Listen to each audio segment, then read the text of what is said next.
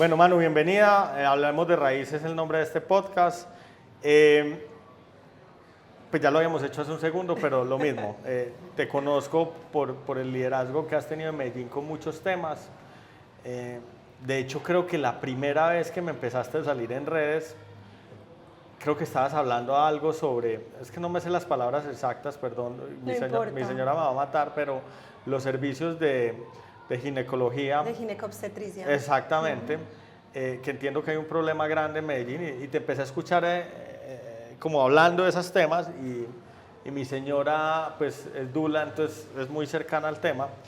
Entonces la primera persona le dije, si vas a votar, vota por alguien que esté defendiendo lo que a ti te interesa y en ese momento estabas en la candidatura al consejo. Luego te pedí una entrevista como para que habláramos, para ver cuál era tu visión sobre temas de turismo, gentrificación, turistificación, y luego terminamos en un foro que creo que no era la persona que debían haber invitado. Sí era. No sé, sí, yo estaba sí muy era. nervioso porque son cosas de las que uno pues, tiene muy poco conocimiento, pero me invitaste a hablar del tema de prostitución y lo que es la problemática en la ciudad. Ese día sufrí, yo dije, pues, Dios mío, yo sí voy a dar mi visión, pero no quiero ofender a nadie, o sea, no. Pero ahorita hablamos de eso, que sí fue muy importante tu participación. Perfecto. Fuiste candidata al consejo, pero sé muy poco. Entonces sé que estás en muchas cosas de liderazgo. También quiero que ahora me cuentes, porque ProAntioquia te llama algo de liderazgo que quiero que me cuentes qué es. Entonces, no, primero pues que te presentes y bienvenida. Bueno, pues muchas gracias por la invitación, por la conversada. Pues bueno, yo te cuento un poquito de mi vida. Yo soy Manuela Restrepo Silva, soy la mamá de Candelaria, tengo una niña de 5 años, cumplió 5 años hace 15 días. Entonces, obviamente, todo lo que tiene que ver, me decías ahora, lo de ginecobstetricia, pues me toca, además, pues porque soy mamá. Soy abogada de la Bolivariana, estudié acá Derecho en Bolivariana, tengo una especialización en Derecho Constitucional de la Universidad de Antioquia, una maestría en Estudios Internacionales de la Sorbona y un MBA, que fue lo último que hice en la Universidad Internacional de ¿Cuántos años, por Dios? 37. O sea, no has parado. Es que me gusta estudiar, soy como horrible. decíamos en mi época, yo no sé si todavía se dice, soy muy nerda, soy muy ñoña. Mucho. Me gusta estudiar, Y ya ahí en este momento empiezo a pensar mucho, que sigue. Pero no soy capaz hoy de sentarme, o sea, yo no sería capaz de hacer una maestría, hacer un posgrado, creo que no sería capaz de hacer un diplomado. O sea, todo lo que requiera más de una semana de mi concentración es imposible. No, yo sí algo le tengo que agradecer a mi papá, a mi mamá, es la disciplina. Soy súper disciplinada. ¿Y qué eran? No, mi mamá contadora, mi papá químico puro, pero personas súper disciplinadas. Trabajadores, pues, sí, trabajadores toda la vida, pero mi papá pues se levantaba a las 4 de la mañana a hacer ejercicio todos los días de su vida, o sea, era una persona muy disciplinada. Y yo soy muy disciplinada, entonces por eso logro sacar esos retos o eso adelante. Entonces, bueno, he trabajado toda mi vida profesional, que va más o menos en 14, 15 años, entre el sector público y el sector social y la academia. Es decir, he sido profe universitaria. O sea, ¿nunca has estado en el sector privado? Privado no, sector social, que viene del sector privado. Yo te cuento un poquito. En la academia he sido profesora universitaria, sobre todo en Bolivariana y en EAFIT. Ahí he estado facultades de Derecho y Ciencias Políticas. Sí. En el sector público he trabajado en la Gobernación de Antioquia y en la Alcaldía de Medellín. En la Alcaldía trabajé. Mi primer trabajo en el sector público fue en la Agencia de Cooperación e Inversión de Medellín, que es lo que la ASI. Sí. ¿Hace cuánto? Hace mucho, en el 2012, por allá en 2012, 2013, trabajé 2 años. Y me encargaba de las relaciones de Medellín y en ese momento de la gobernación, pero en ese momento la ASI trabajaba para alcaldía y gobernación, con los países francoparlantes. ¿Quién eran los gobernantes en ese momento? En ese momento eran Sergio Fajardo y Aníbal Gaviria. Y, por ejemplo, con la gobernación estábamos tramitando todo lo de Puerto Urabá y, bueno, los planes integrales regionales. Entonces, trabajamos mucho con Francia, todos los países francoparlantes y la Unión Europea. Ese era como mi trabajo. Posteriormente trabajé en la gobernación de Antioquia, también en la gobernación de Sergio Fajardo, o sea, ahí me partí 2 y 2. Trabajé en seguridad. O sea, en ese momento era Aníbal alcalde y Sergio gobernador. Así Entonces es. Luego se invierte. No, ahí fue que se invirtieron. Primero fue, ahí se invirtieron. posteriormente me voy para la gobernación. En la gobernación dirijo el Fondo de Seguridad Departamental, es decir, toda la plata que se invierte en el departamento en seguridad pasaba por mis manos. Esa era mi tarea en la Secretaría de Gobierno. Era el manejo de la plata. El manejo de la plata No y la era planeación. de la seguridad. Sí, es decir, la planeación O sea, de tú la seguridad. casi que decías a quién hay que... Yo no decía, pero yo coordinaba un comité donde se decía qué había que hacer con la plata, ¿cierto? El comité. Con la plata, pero ¿cómo se llamaba el comité? Es Comité Territorial de Orden Público. Entonces, o sea, seguridad. Es seguridad, física. es seguridad, pura y dura. O sea, eso eran conversaciones de Claro, esta banda, Claro, es decir, el Comité Territorial de Orden Público está compuesto por los altos mandos de todas las fuerzas militares y pues por el gobernador, ¿cierto? Estamos hablando del comité departamental, cada municipio tiene su propio comité. Ahí la decisión final es del gobernador. Del comité, ¿cierto? Ok. Eso está, O sea, eso está ahí va arreglado. ejército, policía. Todo, Fuerza Aérea, Armada. Ahí entran, entonces lo que dice la norma es que todo tiene que ser en el marco del Plan Integral de Seguridad y Convivencia Ciudadana. Entonces lo que nosotros hicimos fue que ellos presentaban proyectos, poníamos indicadores que se Eso es un cargo parecido al de secretario.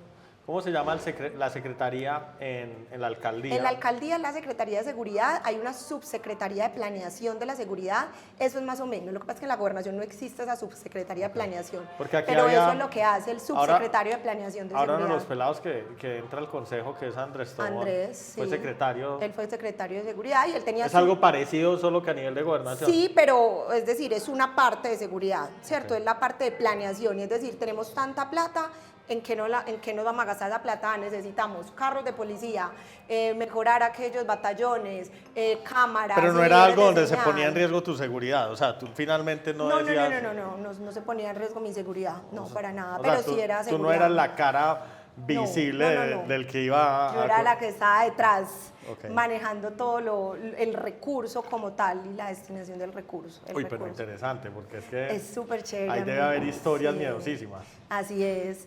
Pues solo con decirte que uno todos los días se levantaba con el mensaje, un chat en WhatsApp del Sistema de Información de Seguridad y Convivencia Ciudadana que existía en la gobernación como existe en Medellín. Como en las películas, el Con informe los presidente. muertos del día. Ah, con los muertos. Con los muertos del día anterior. Entonces en Antioquia, no sé, siete fallecidos. Caso número 1, foto, uno como 4:30 de la mañana, ¿cierto? Esa es la manera de empezar el día. Eso fue 2012. Eso fue 2014, 2015. ¿Cuántos muertos en ese momento promedio día? No me acuerdo. Pero Ahí era me miedoso. corchaste. No. Porque sí fuimos muy violentos. Pero yo creo no, que para esa época, ya no. estaba más tranquila la cosa, O sea, muy- ¿cierto? pues- Pues teníamos picos, lo recuerdo, hubo unos paros en el Bajo Cauca muy complejos, el Magdalena Medio, el Nordeste, pero teníamos picos, pero bueno, ahí trabajé un tiempo, un trabajo donde Durísimo. aprendí durísimo, además pues tenía 27 años y era la que coordinaba a todos los comandantes de las fuerzas, imagínense, pues uno con cara de niña a los 27 años, todos los señores bien bravos, entonces fue un trabajo súper interesante, además tenía 2 jefes maravillosos pues de los que aprendí muchísimo en ese momento, entonces ahí empecé con la tarea de ejecutar recurso público, que es una de las cosas que yo más sé hacer, ejecutar recurso público. Después de ahí me Cuando fui... tú dices ejecutar recurso público, el objetivo es gastárselo. Gastárselo, pues que ahí es donde viene la, Pero la verdad, cosa. o Sí, sea, gastárselo. O sea, ya lo aprobé, ya Gastárselo, ejecútelo. pero ejecútelo, a ver si es capaz, güey madre, ahí me di cuenta yo que poner un solo ladrillo es la cosa más difícil porque el Estado está diseñado para no funcionar. Está diseñado para ¿Por qué lo dices? Porque esta conversación la tenía hace poco en ese programa literario del que hablaste ahora, y es que como Colombia ha sido un país tan corrupto, la normatividad se ha creado para proteger el Estado de esa corrupción, pero esa misma normatividad que pretende proteger el Estado de la Impide corrupción hacer. impide hacer cualquier cosa. O sea, es imposible. O sea, cada cosa que se haga es porque de verdad muchísima gente le metió la ficha, porque todo está diseñado para que no se haga. ¿Y qué hace Para que uno no se ahí? haga. Yo creo Pues que porque eso... uno dice, uno debería actuar de buena fe, pero Sí, tampoco... pero- son muy bandidos, entonces... Esto requiere unas reformas estructurales del Estado, desde la contratación, pero también desde la educación. Pero ¿cómo cambias desde... al político bandido? Es que Sí, por eso digo desde la educación, es decir, hay una generación perdida, pues como que ya, pero que de pronto la de mi hija que tiene 5 años, ahí pues ya ellos logren hacer las cosas diferentes y empezamos a cambiar un poquito el chip de la corrupción, porque eso, claro, la norma está hecha para que ese no robe, ese igual roba, todo el mundo le encuentra la comba al palo, pero ejecutar es demasiado difícil, hacer cualquier Yo cosa. siempre he dicho que estar en el sector, pues que yo nunca quisiera estar en el sector público, porque es que Es vocación. es tan difícil que pues ponerse de acuerdo con cualquiera. De las cosas lindas que hay en el sector privado es que yo escojo a dedo. Y hacer lo que te da la gana. Sí, pues finalmente pues hay una alineación de intereses, al final es lo que uno hace, termina dándole un beneficio a uno. Entonces, si uno escoge a dedo es porque le va a ir mejor a Claro. uno. O sea, esa alineación de intereses en el tema del Estado, por todos lados, lleva la vocación, no la alineación de intereses, porque, pues primero, manejan los presupuestos más altos que puede manejar cualquiera. O sea, uno ve un municipio como el municipio de Medellín. ¿Cuántos billones puede manejar un municipio de esos con todas sus compañías y sus cosas? 8,5 billones más o menos. Pero eso es solo el municipio. El municipio. Pero entonces empiezan a colgar todos los hijos que Súmele los tiene. otros. Entiendo que multiplica por 10, pues no sé cuál más sea o la menos. cifra, pero ¿qué empresa mueve esos recursos? imposible. Nadie. Pero entonces después vienen los procesos de licitación que son bien complicados, que es un trabajo gigantesco. Los salarios que se pagan en política son muy bajos. Muy malos. O sea, un empresario que fuera a manejar, no sé, 15 billones de pesos anuales o lo que fuera, pues No se gana lo que se gana no un se gana alcalde, eso. sí, Entonces nunca es verdad. ese gerente que tiene esa experiencia para manejar esos presupuestos va a ir a trabajar Total. en el sector público. Jamás le va a interesar. Y lo otro es que uno que dice, bueno, uno que maneja muchos recursos y a nivel empresarial ha ejecutado como un berraco, yo no me voy para allá para estar enredado los próximos 15 años de mi vida Para estar enredado los próximos 15 en años. temas legales. Pues, entonces lo que uno encuentra es que la política en muchos casos, pues la intención no Sí. es irrespetarte a ti, No. se vuelve de tipos que se vuelven unos profesionales en esa administración de ese riesgo y que corren ese riesgo solo porque salen riquísimos. Claro, porque haciendo- tienen otros intereses ahí detrás. Sí, hay muchos que son así. Otros lo hemos hecho por vocación. Por vocación. Por vocación. Pues sí, la verdad es un ejercicio de vocación, de decir, yo podría estar mejor quizás en el sector privado haciendo otras cosas, pero cuando uno trabaja en el sector público, Lucas, y ve que lo que hace cambia la vida de la gente, eso es una sensación espectacular. Sí, Espectacular. estoy de acuerdo. O sea, Pero claro, nunca te van a pagar lo mismo que en el sector privado, el riesgo, eso es todo el tiempo uno pensando, voy a firmar, Dios mío, mírelo por acá, vuelva y mírelo por el otro lado, cómo me enredo con esta firma, actuando de buena fe. no, y lo otro es que no hay quien te genere estabilidad a largo plazo, porque sí, cambia no. el candidato Y cada chao. 4 años Sí, y sí. que sigue. Y que sigue. ¿Y quién me protege? Ya no tengo al amigo del Estado del lado mío, ya lo tengo en contra. Así es. Efectivamente, por ejemplo, en la gobernación se termina el periodo y yo termino mi trabajo en la gobernación. Y probablemente el que llegue a hacer un empalme llegue a criticar. Casi siempre, no siempre, Pues, pero... digamos que en Antioquia, históricamente uno ve que los proyectos van pasando de... Pero, por ejemplo, nosotros cuando hicimos la entrega, nosotros hemos hecho unas mejoras importantes, por ejemplo, en ese tema que yo manejaba en el Fondo de Seguridad Departamental, y cuando llega el gobernador siguiente, desmontaron todo eso. Ok. Ya ellos deciden si es mejor o peor, pero es como si Lo hacen a su manera. como si nunca se hubiera hecho nada, y uno sí, pues personalmente le duele y dice, hombre, todo el trabajo que le Sí, metimos mejor, a ¿no? eso. Pero bueno, de ahí me voy a trabajar a la Alcaldía de Medellín, al INDER específicamente. Fui la líder de planeación local y presupuesto participativo del INDER, es decir, tú conoces el presupuesto participativo. No. En Medellín tiene una política que no la tienen todos los municipios ni ciudades en Colombia, y es que el 5% del presupuesto de inversión de la ciudad es la gente la que decide en qué se lo gasta. Entonces lo llamamos presupuesto participativo. Cuando le preguntan a uno en qué lo gasta. Sí, imagínense, a todo el mundo en todas las comunas de Medellín se hacen votaciones de presupuesto participativo. Es que uno aquí Eso se entera sucede. poco, pero sí pasa. Y hay territorios, hay barrios en los que ese presupuesto es súper importante. Además hay una concepción en la gente, a mí esto me parece, y esto lo vi cuando fui líder de presupuesto participativo, es muy loca la concepción de que esa plata es de ellos. Y yo les decía, pero es que toda la plata es de ustedes. Es decir, el 100% Sí, del no presupuesto. no es el 5, es el no es 100. el 5, es el 100, es de ustedes. Pero no, en ciertos territorios la gente cree que esa plata es de ellos. Entonces, que tienen control Porque es la sobre que esa ven. plata. Porque es la que ven y porque se sientan en unas reuniones grandes, pues ya hay diferentes mecanismos, ya hay unas votaciones virtuales, pero en mi época eran unas reuniones O sea, que en grandes. el poblado lo hacen. Sí, claro, en el poblado se hacen. Se sientan en unas reuniones grandes, te digo, ya no, ya hay otros mecanismos, en mi época sí, y dicen, bueno, proyecto número 1, ¿quiénes votan? Y hubo épocas en las que era hasta por aplausómetros, eso ya pasé muchos años, eso no me tocó a mí tampoco, pero ¿Y aplausómetro. cuánta gente puede participar de una reunión de esas? No, pues cuando era así de reuniones era todos los que quisieran, ya eso lo fueron ajustando, entonces O hay sea, un pueden comité llegar 3 territorial, y esos 3 definidos. y no, ahí pues hay unos reglamentos como unos quórum, entonces hay unas juntas de acción comunal, la junta administradora local que tienen que tener una representación, pero pues es un tema que inicialmente fue muy interesante, que yo creo que es una de las cosas que hoy necesita una revisión grande en Medellín, el presupuesto participativo, porque lo que se ha convertido el presupuesto participativo, sobre todo en estos 4 años, no digo exclusivamente para nada, pero sobre todo en estos 4 años, es que es plata de pequeñas mafias territoriales. Entonces pasan cosas como las siguientes. Yo me hago líder de presupuesto participativo, me hago elegir en alguno de esos comités para elegir. Te voy a poner un ejemplo como si fuera del INDER y compro un inflable para que los niños jueguen de 10 metros por 20 metros. Y voy a votar presupuesto participativo. Tengo un proyecto. Mi proyecto es que hagan un evento de recreación donde el inflable sea de 10 metros por 20 metros. Y entonces convenzo a toda la gente, les digo, si votan por eso, yo les doy trabajito en el evento que le toque montar yo. Ah, listo, ganó ese evento, Se autocontrata. listo. Ah, pero entonces tienen que contratar en el territorio. O sea, me tienen que contratar a mí, porque soy el único que tengo el inflable de 10 metros por 20 metros. Y yo les cobro tanto.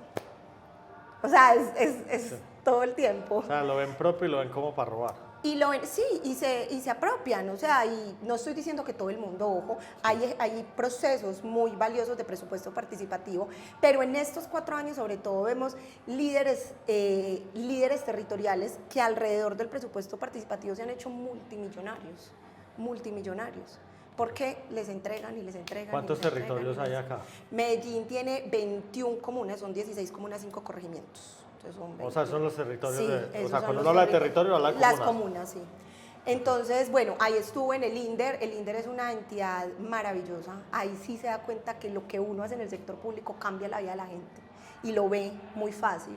La gobernación es un poquito más difícil verlo, pues porque el territorio es mucho más amplio, porque hay muchísimas más dificultades, pero en el INDER Medellín uno va y hace un evento recreativo que a veces es la única fiesta que tienen los niños en todo un año. Sí. Pues o hace unas justas deportivas que son los torneos barriales y ve cómo hay pelados que prefieren ir al partido que ir a pararse en una esquina, entonces uno se da cuenta de verdad cómo cambia la vida de la gente con esas acciones. Ahí estuve un tiempo, posteriormente me fui a dirigir una fundación, fui la directora de la Fundación Oleoductos de Colombia durante 3 años. La Fundación Oleoductos de Colombia es una organización privada, yo te dije que eso es lo más cercano que está al sector privado, pero sí, hace parte de 2 oleoductos que hacen parte del grupo empresarial Ecopetrol. Entonces es quien ejecuta toda la responsabilidad socioambiental, mundo completamente distinto, pero seguía siendo recurso público. Y importante, o sea, sí, buen presupuesto de ejecución. Sí, es una fundación que manejaba, hoy no tengo claro este año con cuánto cierran, pero pues en los años que yo estuve al frente, más o menos 23.000 millones de pesos anuales. ¿Que gastaban en dónde? Gastaba en Casanare, Boyacá, Santander, Antioquia, Córdoba y Sucre.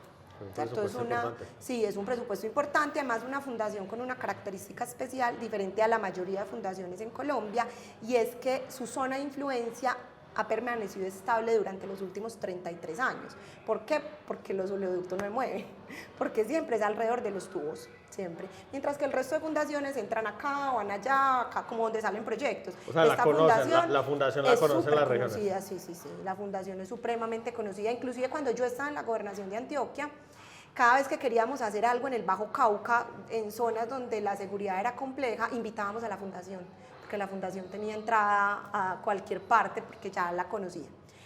Renuncio a la fundación en febrero de este año para aspirar al Consejo de Medellín. Por eso te digo que lo público es una vocación. porque es una vocación. ¿Por qué aspirar al consejo? ¿Por qué aspirar al consejo? Esa pregunta me la hice yo mucho antes de renunciar y me la hicieron mucho durante campaña.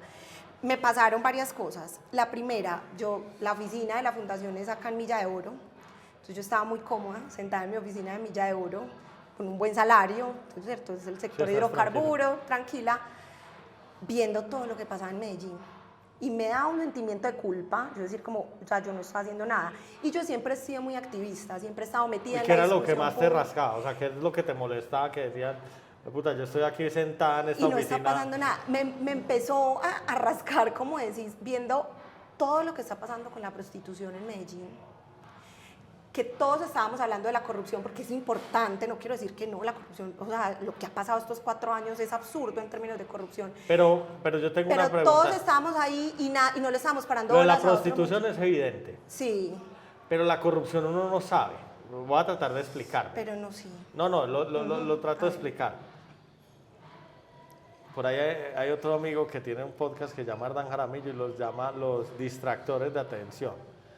El discurso, y ahorita lo estamos hablando, el político actual, usted lo puede encontrar robando, pues a Petro creo que lo cogieron con los billetes en la mano, y hay como voltear la historia. De acuerdo.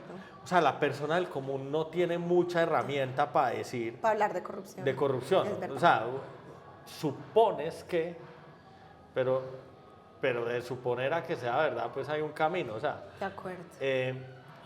¿O tú sí sabías de cosas muy concretas? Es decir, uno sí sabe de cosas muy concretas, pues como te he contado, yo llevo muchos años en el sector público. O sea, a ti te debe llegar un rubro muy distinto que el que le llega a uno. El que le llega a la gente, sí, me llega información de primera mano, además yo salgo del INDER, parte de mi equipo queda allá, o gente muy conocida, y me empiezan a mandar a decirme, Manuela, mira lo que está pasando, mira este contrato, mira esto que hicieron, o sea, sí, uno cuando está ahí como metido en ese... A mí me impactó muchísimo ahora, por ejemplo, yo estaba en Estados Unidos y me mandaron un video de la llegada de Fico a EPM.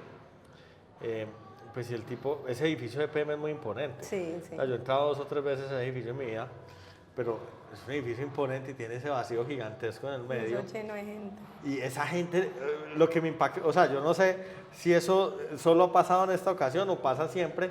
Yo me imaginé que solo pasaba en esta ocasión. Pues que yo me acuerde, pues, solo ha pasado en esta ocasión. Y yo veía a toda esa gente en ese sitio mirando al pobre tipo allá abajo saludar. Él llega a saludar y todo el mundo aplaude. Y yo estaba con mi papá y le decía, ¿cuál sería el sentimiento de frustración de estos funcionarios para que ahora llegue pues que llegue el nuevo candidato elegido y sea esa respuesta? Impresionante, ¿cierto? O sea, pues, o sea, yo sí dije, eso tenía que estar muy podrido por dentro. ¿Cómo sería el sentimiento de desesperación? Es decir, por fin, porque además hay una cosa que es que cuando uno está metido en política o trabajando en lo público le toca a uno hacer como callo y es, no, en política todo el mundo le dice ladrón. Hasta a mi mamá se le sale el comentario, todo es político, un montón de ladrones. Pero es como algo cultural en Colombia, o sea. Por eso yo soy como, gracias, mamá. O sea, ¿qué porcentaje puede ser malo? Sí, no sé, no me atrevo, pero sí, y pasa lo mismo con los servidores públicos, allá todo el que trabaja en eso es a robar, y no, hay gente muy buena, que de verdad hace las cosas porque le duelen. Lo que dices de PM me pasa a mí, por ejemplo, con el Hospital General. Nosotros en campaña denunciamos muchas cosas que pasan en el Hospital General y hoy a mí todos los días me siguen llegando denuncias del Hospital General. ¿Yo qué puedo hacer? Yo soy una ciudadana común y corriente. Yo digo, yo presto mis canales de comunicación, que es lo que tengo, y mis contactos, y toco puertas, y se lo mando a medios, pero no puedo hacer más. Si yo me dedicara a publicar las denuncias que me llegan del Hospital General, todo el día hablaría del Hospital General. ¿Qué denuncias te llegan del Hospital General? Corrupción general, pues corrupción, por ejemplo, hace como unos 15, 20 días me escriben muy preocupados porque tú sabes que cuando un bebé nace le hacen el tamizaje neonatal, ahí el RH y ciertas enfermedades, y eso lo tienen que hacer. Resulta que no tenían contrato para hacer eso, pero no podían decirle a las familias. Entonces les ponían a firmar el consentimiento informado, pues nunca lo hacían. O sea, los bebés salían del Hospital General sin tamizaje neonatal. Ni siquiera qué sangre tenían. Nada. O lo que pasó que lo denunciamos en campaña con las muestras de laboratorio. A la gente iban, le hacían una cirugía, le sacaban una biopsia de pulmón y la muestra se bañaba en una nevera en el Hospital General porque no tenían contrato para procesar la muestra. O sea, la gente no sabía. Son tan falsos de que te chuzan, te sacan pedazo de pulmón Y se daña la muestra. y después te dicen que No, no llegó el resultado, o hubo un problema con la muestra. hay que repetirlo, venga, lo vuelvo y lo... Claro, pero entonces ya los médicos decían, porque yo hice esa misma pregunta, yo no soy médica, yo estaba acá y dije, y entonces les volvían a repetir la cirugía y lo que nos dijeron fue, no, una cirugía de esa no se puede repetir, ya no se puede. Pero pasaba también con exámenes de sangre de personas que les hacían y les hacían el examen de sangre. Yo lo que no entiendo es, ¿el médico se presta para eso? No, el médico no sabe. El médico, O sea, el médico actúa... saca la muestra, la lleva al laboratorio. Las personas del laboratorio, tengo que decir, los profesionales del Hospital General son personas maravillosas. Vení, pero el man del laboratorio no llama al médico y no le dice, vení, no tengo para hacer esto, no me vas a... No, porque lo manda, hace su procedimiento. Claro, sí, ellos empiezan internamente a emitir unas alertas, pero la administración es como acá nada pasa, esto todo funciona, esto no sé qué. ¿Y el administrador de eso quién es? El gerente, pues... Un cargo político. Sí, es un cargo político. Inclusive cuando denunciamos lo de esto lo que te estoy contando de las muestras, él me envía una solicitud de retractación pidiéndome que me retracte. Yo no me retracté, porque yo tenía pruebas y tengo pruebas y yo no me retracto. ¿Estás demandada? Si quiere, pues no, pues la estoy esperando, de pronto llega. pero yo dije, yo no me retracto, es que yo no estoy diciendo mentiras. Entonces, a lo que voy, juntando eso con lo que decías de PEMES, hay muy buenos funcionarios en lo público, que Medellín es una ciudad que funciona con mucha inercia. Es decir, a pesar de estos 4 años perdidos, sigue andando. La ciudad sigue andando por sus buenos funcionarios. Gente que está desesperada, y que la llegada, pues, el cambio de gobierno es como un alivio. Yo soy como tu mamá. Sí, o sea, los políticos son unos ladrones. Funcionarios públicos malos y son ladrones. Sí, pero no todos. Pero es cultural, es verdad. Pero yo pienso de entrada eso, pero me ha tocado sentarme como con varias entidades en diferentes momentos. Y es verdad lo que tú dices, uno sí encuentra mucha persona de carrera que tiene unas visiones súper solladas sobre la ciudad, que quiere hacer las cosas bien. Puede que a veces no compartamos como la visión de qué es la ciudad, pero yo no siento que ellos estén entorpeciendo mi hacer por pedirme plata, por decir algo. No, es porque tenemos visiones diferentes de qué debería ser. Sí. Entonces, que es muy, pues que es válido. Es válido. Entonces, pues sí se encuentra uno que hay de todo, pues, o sea, sí. Como hay otros que uno dice, qué tan raro, ¿por qué estarán enredando tanto esto? Pues y cuando le dicen, porque a uno también le pasa, y con contratistas, cuando yo estaba en la gobernación, a mí se me decían, doctora, vamos y nos tomamos algo para que conversemos algo por allí en un cabecito. Para hacerte la propuesta. No, bueno, lo otro... yo ya no tengo reuniones por fuera de la gobernación y no tengo reuniones a puerta cerrada. No, y lo otro que pasa es que a veces ni siquiera es que estén tratando de enredar las cosas, es que no tienen capacidad. Sí, eso es otra cosa. O sea, esa sí es una que hemos visto demasiado y es, pues yo no sé cómo se definen los recursos, pero siempre están sobrecargados. O sea, y llega un momento en que yo me imagino otra petición, otra cosa. No, papá, yo no soy capaz. Pero mira que a mí me llama mucho la atención lo que pasó en Medellín en estos 4 años, porque si algo bueno tenía trabajar en Medellín es que Medellín era una ciudad que siempre tenía plata para hacer las cosas.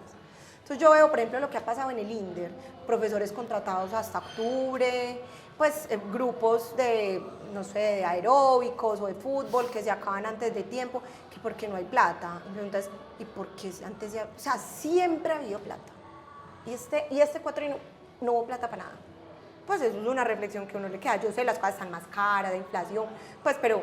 No sé, pero eso no hay una hoja clara donde dice son los ingresos del municipio y esto se gasta así. Sí, claramente, pero pues eso también lo arreglan. Y por eso es que cuando uno empieza a esculcar es que se da cuenta, como vení, pero esto ¿por qué valió esto ¿por qué valió 20 pesos si valía 10 pesos? ¿Por qué te valió 20 pesos? Pues entonces eso se supone que es el trabajo de los entes de control. ¿Cierto? Pero te quiero seguir contestando la pregunta de por qué me lancé al consejo. Entonces, primero, ese sentimiento de culpa, estoy sentada en mi oficina, esta ciudad en un caos y yo no estoy haciendo nada. Además que yo siempre he sido una mujer muy política. Yo creo que la política es una herramienta muy importante para cambiar realidades y creo en la política. Entonces ya yo no estoy haciendo acá nada. Y segundo, ya tiene que ver más con mi rol de mujer. Una vez, esta es una anécdota, una vez en una conversación en uno de estos grupos políticos. Yo nunca me desentendí pues como de ciertos grupos políticos. Salió por allá como en abril del año pasado una primera plana del Colombiano como los posibles candidatos a la alcaldía, la primera vez que salía, y un montón de hombres, además como pinta alcalde de Medellín. ¿Has visto que todos se ponen la misma camisa azul y se pinta alcalde de Medellín? Y entonces, se motilan igual. Sí, todos pinta alcalde de Medellín. Por ejemplo, hoy podría ser alcalde de Medellín, hoy tener pinta alcalde de Medellín.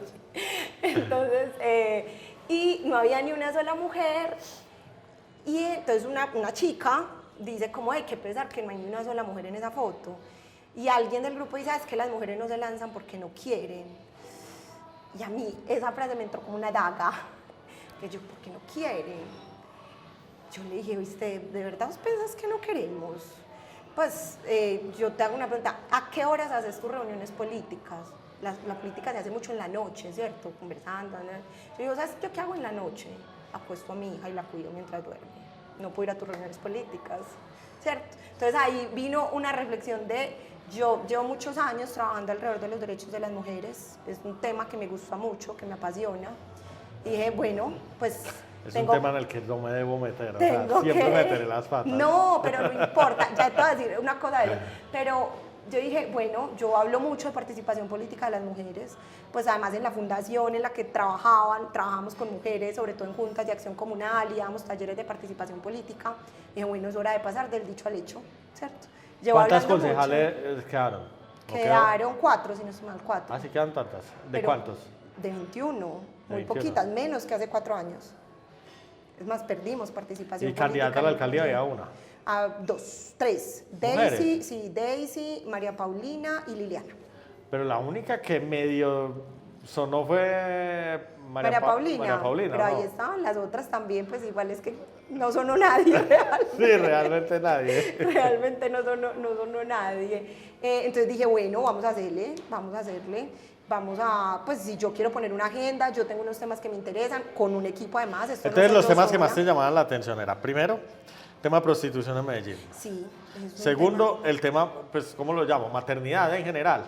Sí. O servicios... Es que hay un tema relacionado con los derechos de las mujeres que a mí me interesa mucho y sobre todo hay algunos puntos de los que nadie está hablando. Uno es ese, los servicios de ginecobstetricia. Ok.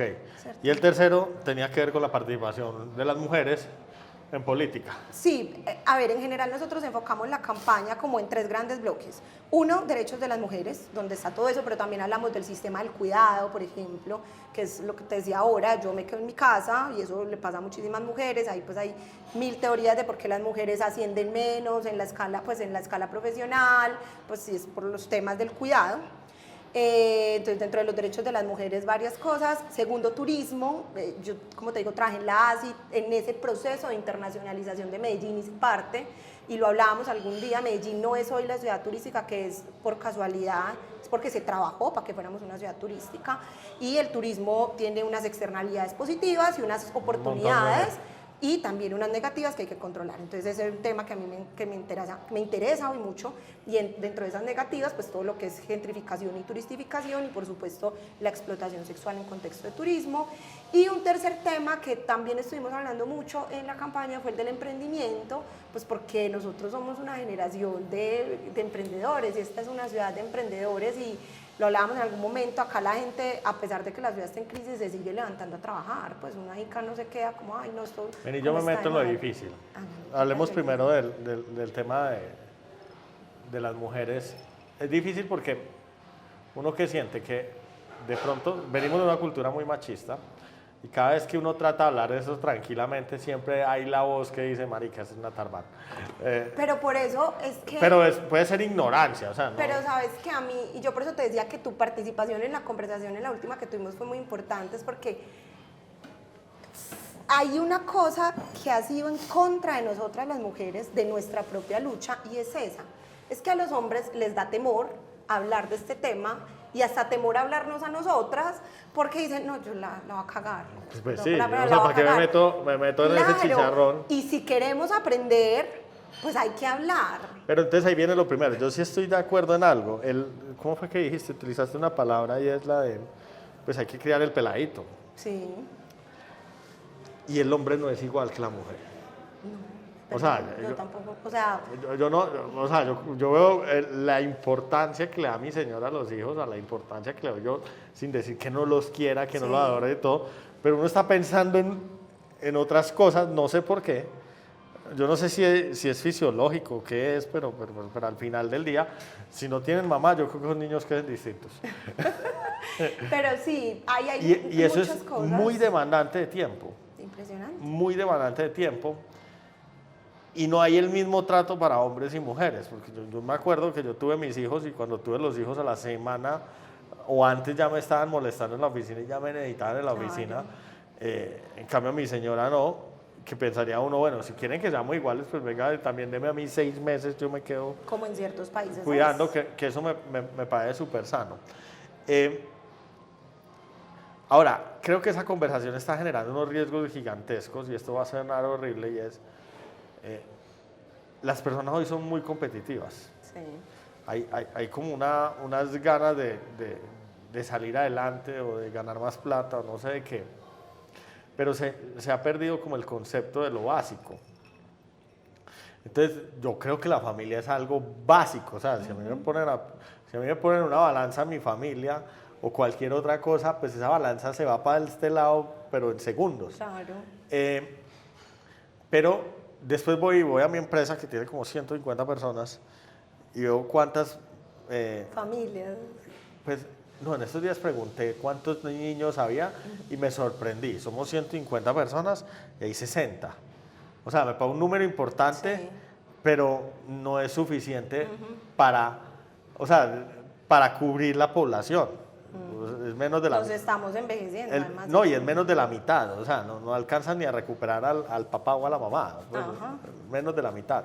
Pero a lo que iba es que creo que en los últimos 2 años no he pagado una licencia de maternidad. En tanta gente me parece muy extraño, más cuando mi organización es una organización tan joven. Mi organización puede tener un promedio de 29 años, 30 años, o sea, es la edad. Entonces digo... ¿Qué está pasando?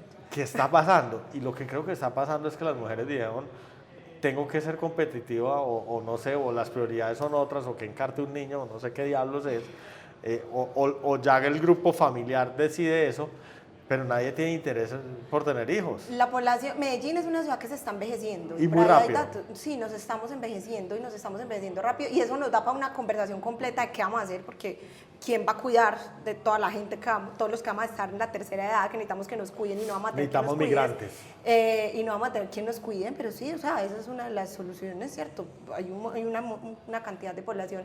Pero a la pregunta que vas de por qué, yo creo que tiene mucho que ver con que la mujer, pues como en los últimos años y en la expansión de las teorías feministas, pues descubre que puede tener un rol económico, productivo muy importante, pero que tiene que renunciar a una de esas dos cosas, que es lo que no debería pasar.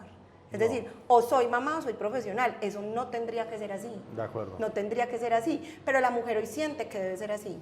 Y Pero las que sí, no lo pero hacemos, en la nos toca muy duro. Pero en la práctica sí hay discusiones, entonces, Sí. entonces ¿a quién contrato? O a quién le doy el cargo directivo. ¿A él, que trabaja 24/7? O a ella que tiene ¿O a ella niños. que llega a las 6 de la tarde y tiene que irse para la casa? Esa es una discusión que pasa todos los días. De acuerdo, y que no debería, porque si las Pero- cargas en la casa Fueran equitativas. fueran equitativas, él tiene los mismos 2 niños, o sea, tendría que ser exactamente lo mismo, pero como no son equitativas... ¿Y cómo haces ahí ese está. cambio? Eso es un cambio cultural.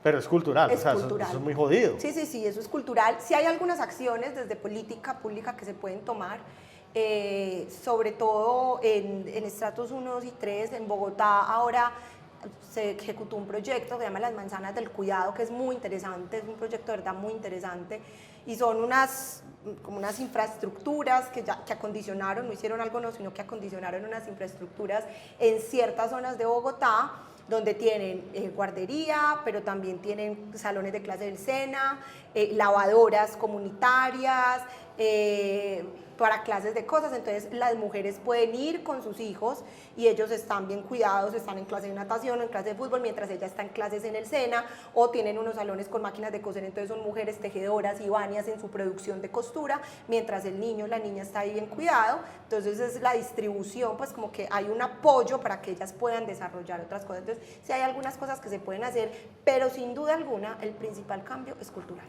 ¿Qué estás viendo en temas de turismo en Medellín? Que ahora hablabas de eso. Sí, que estamos viendo en turismo en Medellín, pues lo hemos conversado en otros espacios, Medellín es una ciudad que va a seguir creciendo en turismo, pues eso esperamos, ¿cierto? Que siga creciendo. Sí.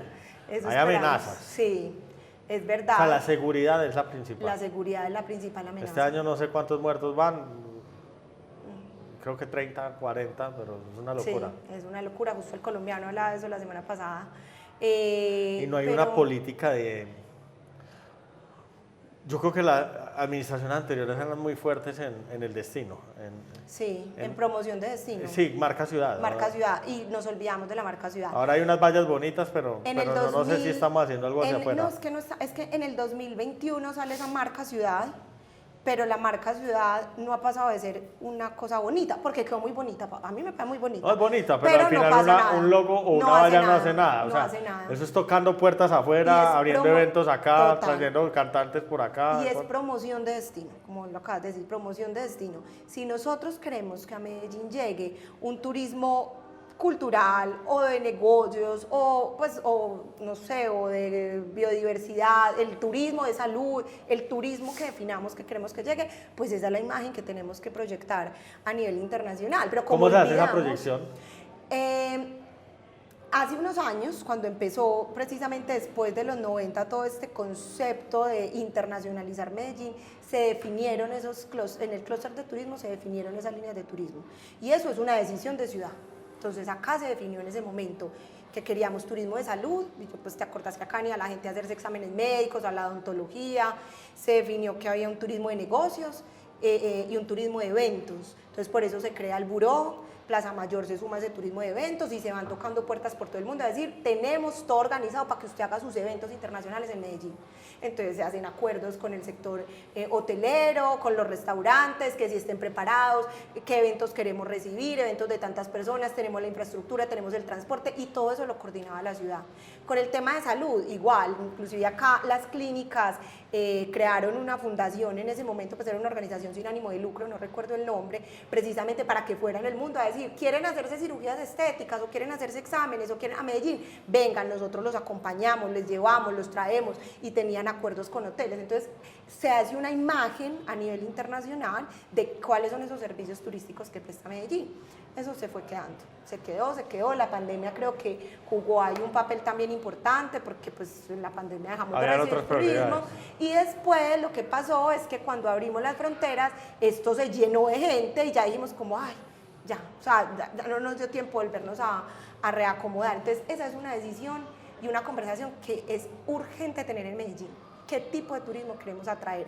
Puede ser el que teníamos antes o no, o puede ser otro, porque yo creo que hoy hay una gran oportunidad de turismo de entretenimiento, por ejemplo. ¿Cuál era el turismo de antes para ti? Era pues los clústeres, lo que estaba definido, ¿cierto? Sí. Lo que está definido, salud, el negocio. Y hoy es no. 85% entretenimiento. Entretenimiento, ¿cierto? Pero, ¿qué tipo de entretenimiento, cierto? Hoy la imagen a nivel internacional son los culitos de Medellín. No, eso no es tan cierto. Pero si no, no el 85%, sí, no el 85%, pero sí hay un porcentaje, no tengo claro el porcentaje. Sí, y se ha acelerado. Sí. Uno pensaría que eso venía de antes, de la cultura del traqueto y eso, pero se ha acelerado. Se ha acelerado porque es que es penoso lo que pasa en la 10, pues, en el Parque Lleras. Sí, a eso voy. O sea, eso ya. O sea, tú venías antes de la pandemia y eso no pasaba en estas calles. No era tan horrible. Entonces la prostitución sí existía, pero estaba oculta a la población, digamos, o al turista de calle. De acuerdo, al turista. Ya está ahí, pues. Y yo creo, Lucas, que el turismo de entretenimiento es una gran oportunidad para Medellín. Yo creo que es la mayor. Sí, y yo soy defensora de eso, porque cuando hablo de turismo me dicen, es que solo quiere que vengan no, acá hay una gran oportunidad de turismo de entretenimiento. ¿Sabes qué es lo que pasa? Que es que abre las puertas a otras cosas.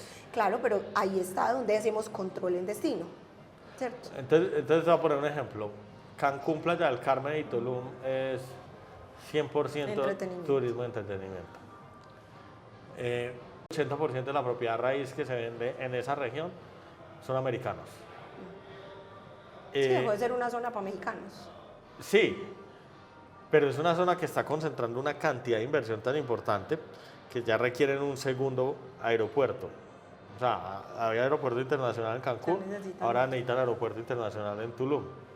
Necesitan hacer el tren Maya, creo que se llama, que es conectando las 3 ciudades con otras ciudades del país.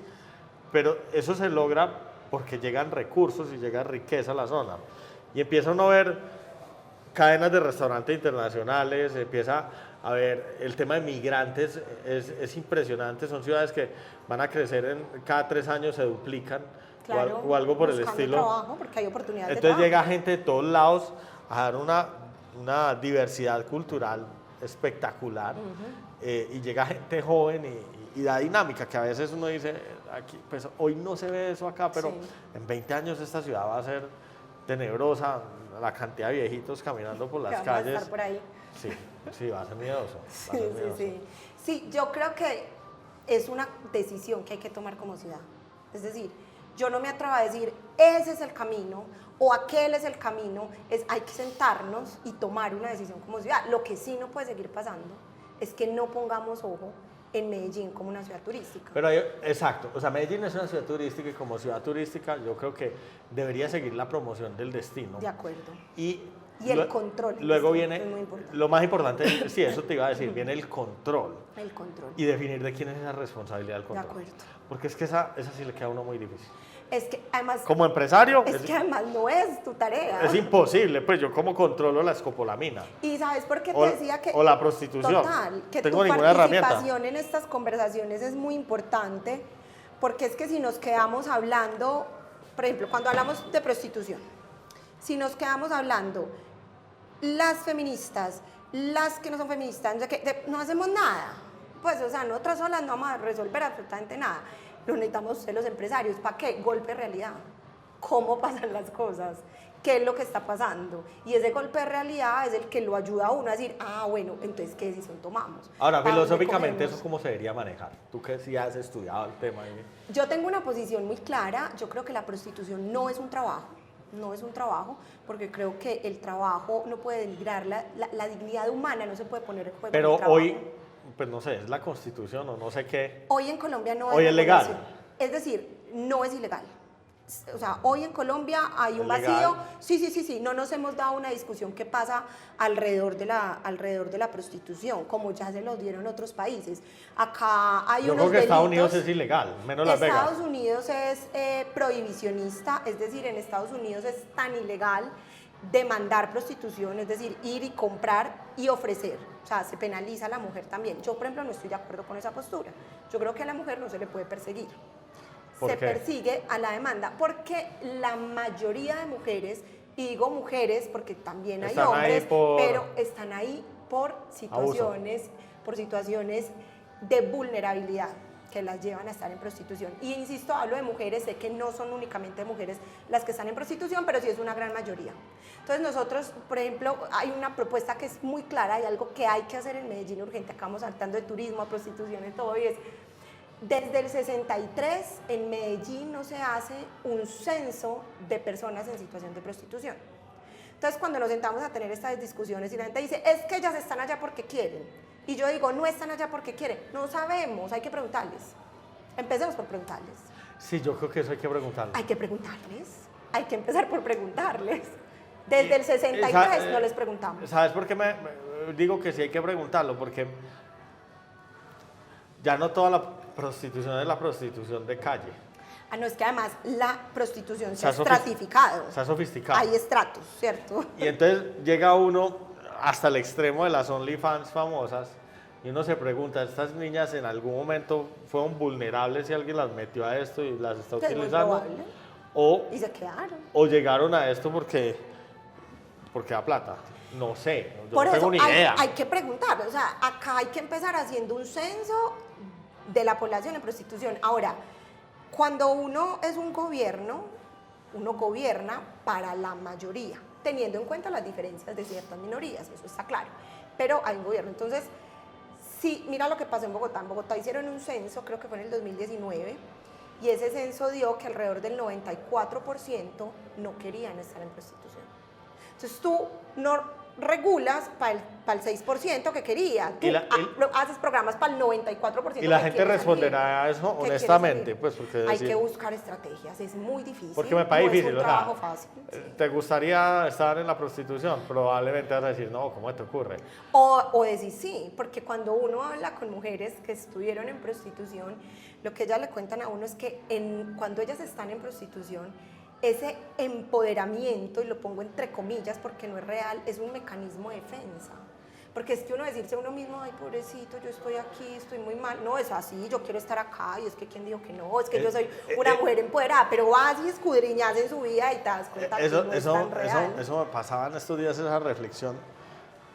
Otro amigo estaba haciendo un podcast donde invita a una OnlyFans. Él estaba defendiendo que Medellín debería pensar menos en programar y debería pensar más en la creación de contenido. Y el podcast de él es un podcast que son 4 manes, entonces claramente no hay una visión femenina y se les ocurrió invitar a una niña que trabaja en OnlyFans venezolana y ella se ve bastante empoderada. Entonces a mí me sale la duda si es un mecanismo de defensa. Puede ser. Nunca contó su historia, cómo inició, o por lo menos nunca habló de una situación de abuso. Y era hasta bastante interesante entenderla y escucharla porque es súper empoderada. O sea, la vieja invierte en cámaras especiales, hace publicidad, se conoce no sé cuántas plataformas. O sea, cuando uno la escucha, uno dice, ve, ahí hay una oportunidad. Pues eso puede ser una salida de alguien, o sea, da la impresión que lo quisiera hacer por gusto. Y yo creo que generalizar es muy inconveniente, ¿cierto? Entonces, como la escuchamos a ella empoderada, no podemos decir que todas las que están en OnlyFans están empoderadas. Y te voy a decir otra cosa que es clarísima. Por lo menos las muchachas que uno ve en la calle, uno sabe que siempre detrás hay mafias. Uno siempre sabe que andan armadas. Y empieza uno a escuchar cosas que son abuso por donde lo mires. Entonces, la gran mayoría no tienen ningún tipo de educación, pero las cogen con deudas, entiendo. Entonces les dan la cirugía plástica, pero me queda viendo esta. O la habitación, o la parada en la esquina que también vale. De acuerdo, entonces... Y no las dejan salir, porque, usted se quiere ir, pero me debe tanto, trabajé bastante para que me lo pague. Y creo que pasa lo mismo con, ¿cómo se llamará estas cosas? Que son como esos sitios de grabación. No OnlyFans, sino... Sí, como unos sitios, webcams. Sí, webcams. Como los estudios. Webcams. Entiendo que también pasa esas cosas. Entonces, así es, pasa lo mismo. Pero 100% de acuerdo contigo que el paso número 1 es... El paso número 1 es censar. Censar, y yo creo que el paso número 2 es por lo menos hacer campañas de salud. De acuerdo. Y ahí, mira, con el censo es muy importante también saber, por ejemplo, de dónde vienen las mujeres.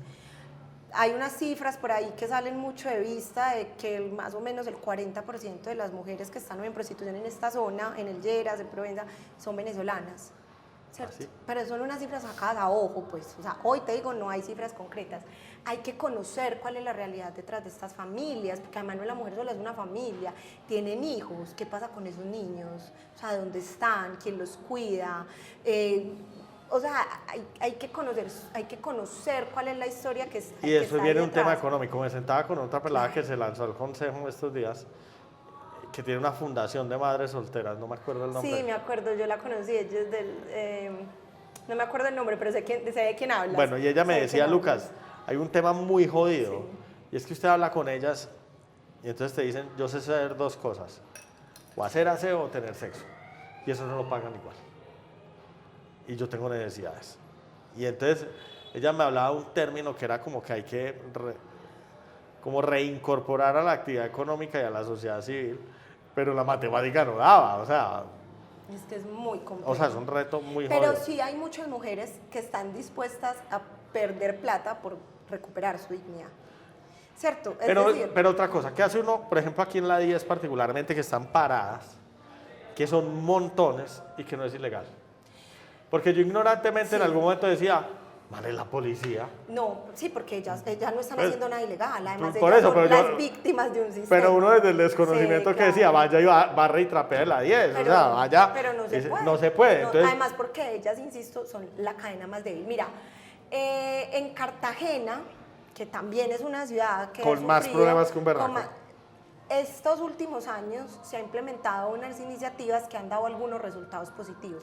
No estoy diciendo que ya esté solucionado el problema, pero que hay unos resultados interesantes. Uno, se estableció una ruta de salida a la prostitución. Hoy una de estas mujeres que está ahí parada quiere salir de la prostitución y no tiene cómo, porque no tiene una puerta que tocar. O sea, ya va el alcalde y dice, hola, quiero salir de prostitución. Le dicen, no vaya a trabajar mañana, como es un trabajo, no vaya a trabajar. Y eso no funciona así, o sea, eso no es tan sencillo, hay unas mafias detrás. En Medellín no existe una ruta de salida a la prostitución y esa es urgente. Y es urgente contarle a ellas que hay una ruta de salida, que si usted no quiere estar ahí, llame a este número y lo hacemos anónimo y la acompañamos y acompañamos a su familia y le hacemos educación, oportunidades de empleo, o sea, una ruta completa, que si ellas quieren salir, salgan. Entonces eso es lo primero, hay que brindar. Y no es más fácil por las malas. Me explico. Sí, a ver, explíquese. Lo vuelvo todo ilegal. Entonces ya no me pueden parar, o sea, ya no pueden ofrecerse. También voy y busco al tipo que la está demandando.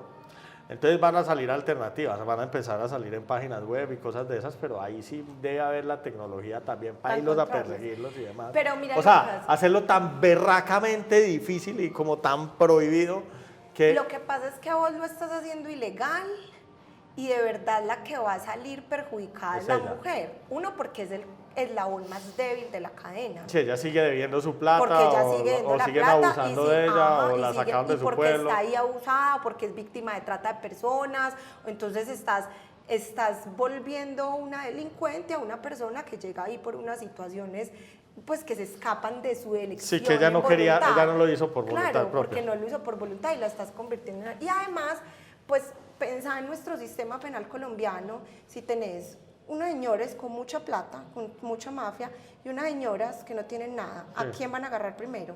A las señoras que no tienen nada. Entonces realmente no estamos solucionando el problema. No estamos solucionando. Entonces, como te decía, una ruta de salida, esa es muy importante. Dos, hay de verdad que priorizar la persecución penal a esta renta criminal. La prostitución hoy en Medellín es una renta criminal. Es una renta criminal como lo es la extorsión o como lo es el microtráfico. Es una renta criminal y no son bandas independientes. O sea, son los mismos grupos ilegales que operan en Medellín los que tienen cooptado también todo alrededor de la prostitución. ¿Tú ves algo en el corto plazo que dé salida? Que sí, o sea, sí, Medellín tiene la oportunidad hoy en el nuevo gobierno de trazar una línea. ¿Y ya hay alguien liderando eso? No lo tengo claro, no lo conozco. ¿Y tú, por ejemplo, estás en alguna de esas mesas? No estoy por ahora en ninguna de esas mesas. Yo sigo haciendo, ¿yo qué hago? Yo soy activista, yo voy a foros, yo No, porque converso. yo te digo, por ejemplo, a mí me tiene muy preocupado ahora un tema que tiene que ver con el POT de Medellín. Estamos en un momento histórico donde... Muy importante. Donde hay que hablar del POT. Y indispensable. Y esas conversaciones yo creo que debe participar mucha gente. Entonces, tú, por ejemplo, que estás ahora en lo del liderazgo de ProAntioquia, pues yo lo primero que hice fue, llamé a ProAntioquia y le dije a Laura, yo creo que necesitamos una mesa urgente y deberíamos convocar a estas personas, que son las personas que saben. Y ahí logramos como convocar un grupo de personas que han estado participando activamente en el pasado, en el presente, de alguna manera en el desarrollo de lo que puede ser un POT. Entonces hay que llamar a Cabacol, es la representación de los empresarios, la lonja de propiedad raíz, pero está Urban, que es también, como de AFIT, pues sí, Urban, está, ¿quién más llamamos? Había una pelada que yo creo que va para planeación, que puede ser interesante, está... Jorge Pérez, que fue director de planeación. O sea, hay un montón de gente que uno puede llamar y empezar a tener discusiones, por lo menos desde el lado de la sociedad civil. Sí. Y que esperamos pues que eso se va que de ahí salga algo para que... Pues, sí. No, yo creo que hay que tener esas discusiones. Hoy no estoy en ninguno de esos espacios, pero pues estoy abierta a estar. Pues porque además creo que el tema, por más que yo no haya llegado al consejo, los temas siguen, el problema sigue, ¿cierto? ¿Cuál es tu visión sobre turistificación y gentrificación en este momento? Mi visión, a ver, yo he intentado ser muy responsable con el tema, porque creo que muchas personas hablaron en campaña de formas muy... Lo volvieron populismo. Sí, y intentamos siempre, a partir de conversaciones que tuvimos, sobre todo con la lonja, determinar cuál es un camino viable de cosas que se pueden hacer a corto plazo, ¿cierto? Porque sabemos que alrededor de esto pues hay unos temas de déficit de vivienda. Absurdos. ¿Cierto? Pero eso no lo resolvemos el año entrante. Podemos No. empezar, pero no lo resolvemos el año entrante. Se va a empeorar. Es decir, en este déficit de vivienda hay que trabajar y es una urgencia de Medellín trabajar en O sea, los ese es temas el de problema vivienda. real de Ese lo es que- el problema real, pero eso no lo resolvemos en un año. Pues eso Sí, un se va poco a se demorar. demora. Se va a demorar. ¿Qué otras cosas podemos hacer? Entonces lo veíamos, por ejemplo, con la lonja y es, hoy la Secretaría de Control y Gestión Territorial tiene la potestad de hacer control en las unidades residenciales a esos apartamentos que son vivienda turística. Porque ¿Cómo eso lo está hace? regulado. Claro, eso está O regulado. sea, tú tienes que tener el reglamento de Sí. propiedad horizontal, decir que eres Que vivienda diga, y turística. en la mayoría no dice nada. Y eso se puede hacer, y eso lo podría De hecho, hacer. ya se hace. Pero lo que nos sea, contaban era que lo hicieron muy al principio, después de pandemia, lo dejaron de hacer y ya es como cuando en algún edificio O sea, hay hoy alguien se que hacen pone problema. los de la vista gorda. Sí, entonces eso es algo, por ejemplo, que se puede Pero, por empezar ejemplo, a hacer. las administraciones de los edificios hoy tienen herramientas. Sí, pa' pero joder. no lo hacen. No lo Entonces, desde la Secretaría Lo- de lo que Control pasa y es que Gestión muchas de Territorial esas- podrían pullar a las administraciones. Lo que pasa es que muchas de esas administraciones, lo que está pasando en zonas específicas de la ciudad es que los copropietarios se han dado cuenta que es mejor negocio, sí, definitivamente. Entonces dicen, no tener- nos molesten. No, están cambiando los reglamentos de propiedad horizontal para volverlos viviendas turísticas y poder prestar los servicios de... Y por ejemplo, esa es una conversación vital en el POT, porque yo no creo que la solución sea prohibir la vivienda turística.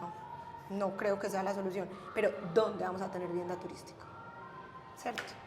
Sabes que el ¿Dónde? problema es que acá siempre caemos en la misma. Es, o limitamos la...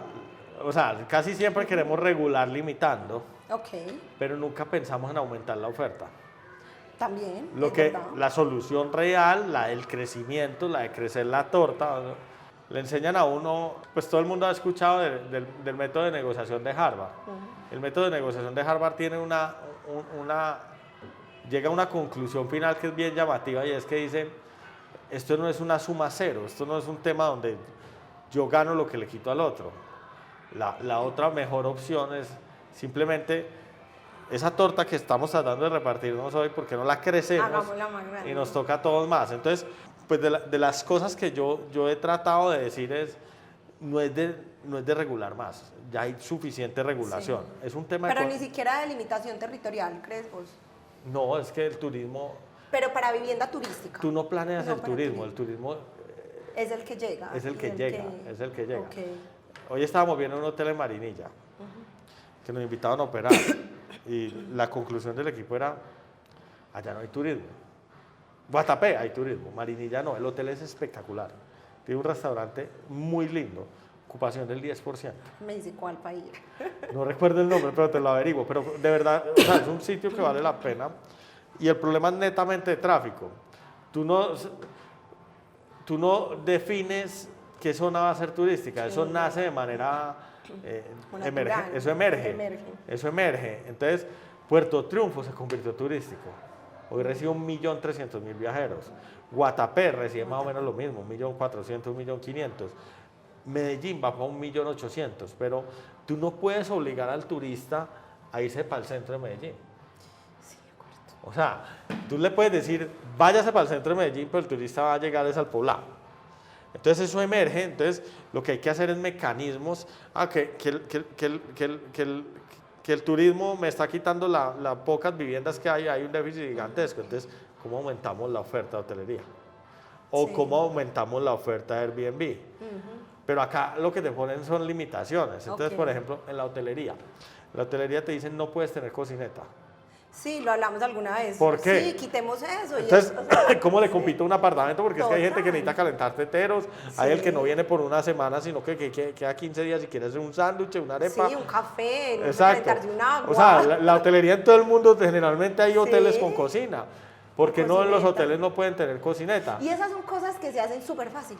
Son mamadas. O sea, y que lo resolvemos acá sin necesidad de ir al Congreso, o sea, que son cosas Y, que se y hay hasta resuelven. cosas que uno podría hacer. Entonces, ¿por qué no das desde la parte impositiva ayudas a que esa oferta aumente. Entonces, de pronto hacer una reducción en las obligaciones urbanísticas o disminuir el impuesto de renta porque es una industria que al final haces un hotel y le estás metiendo 30, 40 empleos nuevos a una región.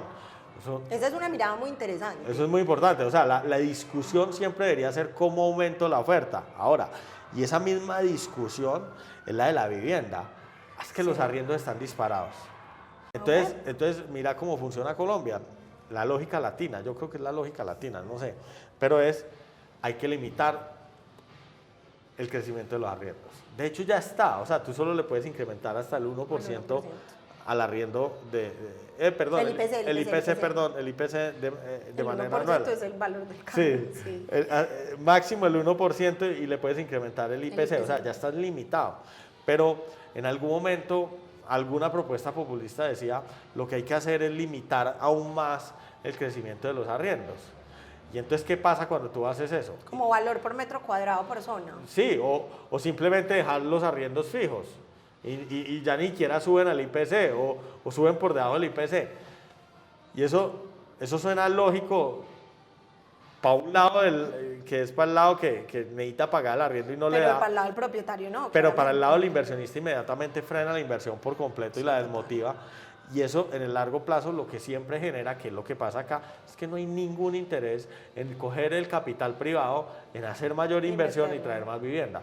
Entonces uno se pregunta, ¿por qué en Colombia no hay multifamily? ¿Por qué no hay edificios completos para la renta? Es que la vivienda no solo tiene que ser comprada, la vivienda puede ser alquilada, pero tampoco hay suficiente competencia en los alquileres. Entonces los alquileres, ¿para dónde van? Va para el infinito. Es absurdo que en una ciudad como Medellín ya existan proyectos inmobiliarios nuevos sobre planos que no tienen unas grandes especificaciones, no son malos, son muy buenos, pero no son el hiperlujo, a 15 millones de pesos metros, 90 metros de apartamento. O sea, ¿quién va a pagar esa vaina? Impresionante. Entonces, pero lo que decís es muy interesante, hay que crecer la oferta, sin duda, y pues el mercado se regula. El mercado se regula. Yo sí creo que el Estado tiene que intervenir en controlar lo que hoy ya está controlado, ¿cierto? Entonces, por ejemplo, lo que hablamos ahora de los apartamentos, la vivienda turística. Que ese residencial y no turístico. Y ese residencial, listo, ahí sigue, vaya, control. Pero lo que pasa es que hoy eso que hay ruido, controla. Entre control, claro. Que hay invasión del espacio público, entre control. El tema de las basuras, por ejemplo, vaya control. Entonces, no es dejar únicamente que el mercado se autorregula, pero el Estado tiene que controlar ciertos puntos para que la cosa funcione, ¿cierto? Que hoy no se está haciendo. ¿Qué otra cosa veo? Pero la respuesta siempre que me dan es presupuesto. Y es que han promocionado muy bien Medellín por muchos años en el tema del turismo, pero llega un Medellín en que se va a quedar chiquito para la cantidad de cosas que faltan. Entonces faltan grandes proyectos. Proyectos que faltan: el aeropuerto, la doble calzada o pues por lo menos los viaductos para volver a Medellín. Pero también falta hacer ciudad bonita.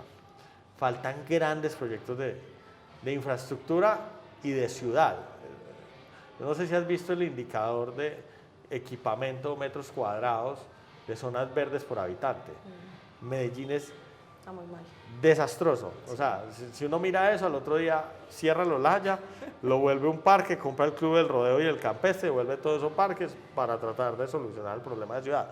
Pero Medellín como ciudad, si quiere ser turística de verdad, si quiere llegar a los 5, 6, 10 millones de visitantes, pues tiene que pensarse como una ciudad. Tiene que pensarse así y tiene competencia fuerte en el mundo. Entonces,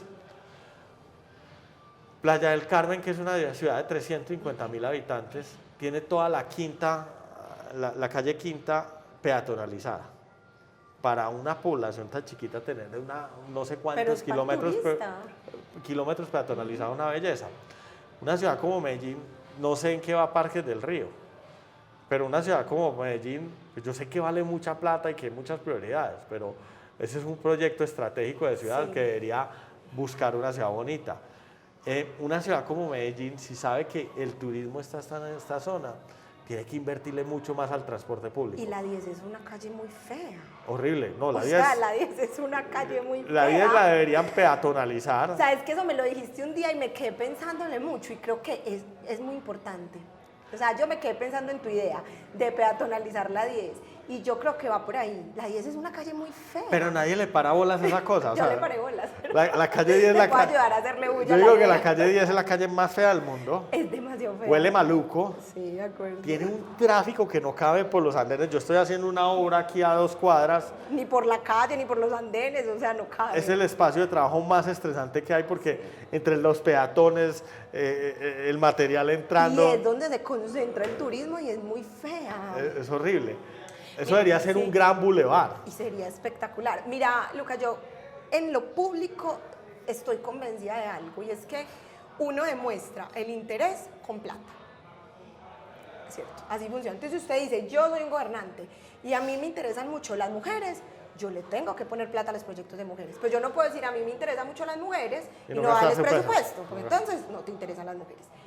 Si nosotros queremos ser una ciudad turística planeada, organizada y sacar provecho realmente del turismo, hay que meterle plata al turismo. De acuerdo. Y entonces ahí es donde uno dice, Medellín tiene muchas necesidades, sin duda, no se van a solucionar en 4 años, ni en 8, ni en 12, ni en 16, siempre vamos a tener muchas necesidades, pero es una mirada con prospectiva y es, el turismo nos puede ayudar a traer más recursos en un mediano o largo plazo, sí, entonces invirtamos ya. Barranquilla lo está haciendo bien. Barranquilla lo está haciendo. Entonces, por eso, donde uno pone la plata, pone el interés. Entonces, quizás, claro, pensar en la peatonalización de la ciudad, diciendo, ¿con qué plata? Ahora no hay. Bueno, ¿qué nos puede representar eso en 15 años? Pues y esa es la a mí mirada. yo no sé mucho, pero Andrés Julián me parece que lo hizo bien en Río Negro. Proyectos de valorización. Gustan o no gustan, pero Sí, si no y los eso haces. normalmente a la gente no le gusta, Pues, pero de entonces acuerdo, uno mira pero- al futuro, ¿cierto? Pero no lo llamaban a ser jefe, no. Sí, eso, y uno O sea, cuando es jefe no siempre es popular. Exactamente. O sea, usted tiene que ser popular para ganarse las elecciones. Total. De ahí para adelante Ya, es chao, ya ganó. haga papá, o sea, muestre su talante y, Total, y de haga. acuerdo. Y Que yo- Andrés Julián lo hizo bien en Río Negro, a mí para que lo que Pues hizo. las obras. Pues que hizo obras, fueron es que muy o si no, importantes, sí. eso era un desastre. Las obras fueron muy importantes. Yo también creo que Medellín necesita meterle un poquito de mano a las obras. Llevamos muchos años con la ciudad decayendo. ¿Sabes qué creo yo? físicamente. Tú decías ahora que, por ejemplo, cuando estabas en el INDER, generabas mucho impacto y lo notabas rápidamente. Yo creo que donde más impacto puede haber en una ciudad no son en esos pequeños actos, En las obras, en las cosas grandes también. en las cosas grandes. También, sin duda. Entonces te voy a poner un ejemplo. Hay un tipo que es un colombo francés que se llama Carlos Moreno, que fue el tipo que inventó la ciudad de 15 minutos. Yo ahora te hablaba de que hay que volver a lo básico. ¿Y Sí. qué es lo básico en las personas? Las personas deben encontrar productos asequibles. Las personas deben tener tiempo para compartir con su familia. Las personas tienen que cumplir como 6 actividades que son trabajar, dónde dormir, dónde estudiar, dónde entretenimiento, dónde hacer las compras, servicios de salud, Sí. creo que son esas. Yo creo que uno tiene mucho más impacto cuando hace una ciudad buena, práctica, que Medellín viene equivocada. Total. Medellín lo pensamos independiente. Yo no sé cómo está funcionando el área metropolitana, pero hoy cuando uno mira la planeación de esta ciudad, el crecimiento está en Bello, el crecimiento está en el sur En el sur. y ahora oriente. en el oriente y en el centro, que es donde está todo, está el Atanasio, está todo el equipamiento de ciudad. Hoy vende el 25% de la vivienda de la región. O sea, el desarrollo se alejó de la zona y las distancias se están volviendo absurdas. Entonces, mira, ahora hablábamos, por ejemplo, de que a las mujeres les tocaba muy difícil trabajar y después criar pelados. Pero no has tenido en cuenta que se pierde también una cantidad de tiempo Claro. en el bus. Sin duda alguna. Entonces, sí. yo miro a la señora que nos ayuda en la casa, que la adoramos, tiene un hijo pequeño Que trabaja en la casa, vea, para que se vaya con un aprendizaje obvio. que trabaja con Porque ella oro. trabaja. No, ella trabaja, pero esa vieja es una berraca. Entonces a ella le toca hacer lo siguiente, ella vive en San Antonio, que es donde ha sido el desarrollo de la vivienda económica. En San Antonio de Prado. San Antonio de Prado. Mi madre se debe demorar una eternidad. Que es el desarrollo económico que puede comprar la gente Que tiene hoy en un día. caos de transporte, Que tiene un caos de o transporte. sea, es Entonces, imposible. Ella tiene que hacer las comidas para su familia. Entonces ella para poder llegar a mi casa a las 7 de la mañana tiene que levantar a las 4 de la mañana, se monta en un bus, tiene unas hijas muy queridas que la apoyan muchísimo con el peladito para llevarla a la guardería y todo, y sale de mi casa a las 3:30 de la tarde para poder llegar a tiempo, pero ese no es, pero eso no es, no, ese tienes no es toda el la horario razón. normal. Entonces uno se pone a pensar sobre la planeación de las ciudades y uno dice los sistemas de transporte, ¿cómo es posible que hay gente que hoy tiene que coger 2 o 3 buses y pasar 1:30, 2 horas en la mañana y en la tarde para llegar a los hijos? Tiempo que podría estar Son 3 horas de educación a los hijos, o estudiando o a lo que sea. pues o lúdica. Entonces uno o dice que porque hay pelados entretenimiento. viciosos y porque hay sicarios, marica, es porque no conocieron a los papás. ¿A qué hora? El papá llega después de una hora, después de trabajar todo el día como obrero, cargando cosas. Ese tipo de llegar Mamado, muerto total. a morirse en una cama. Sí, total. Entonces- no, sí, toda la razón. Entonces creo que hay cosas, por eso te digo, esa discusión, de las discusiones que más me estresan a mí ahora, es el POT. Es el POT. Y sabes que ahí como alrededor del tema de transporte que decías, yo pues no soy una gran experta en temas de transporte, solo lo digo es como ciudadana. A mí me parece que en Medellín pasa una cosa que me parece rara y es, en las zonas queremos que la gente deje de montar en carro, ¿cierto? También por contaminación, por los tiempos, que dejen de montar en carro. Pero en las zonas donde la gente más carros tiene, No hacemos es nada. peor el transporte Eso te iba a público. decir, justamente. Entonces, como yo vivo en una loma por la frontera e intento salir de mi casa de tanto en tanto en bus. Y me paro hasta es un bus horrible. y soy una hora y el bus no pasa. Y me aburro y me monto en el carro. Digo, pues, o sea, llevo una hora, no sé a qué horas va a pasar, no No, sé, y, o sea, no tengo ni idea. yo vivo en San Lucas. Sí, yo vivo por ahí. Yo odio San Lucas porque su movilidad es terrible. Mi señora le encanta por el ambiente campestre y no sé qué. Pero acá alguna vez dijeron que es que el transporte público es para los pobres.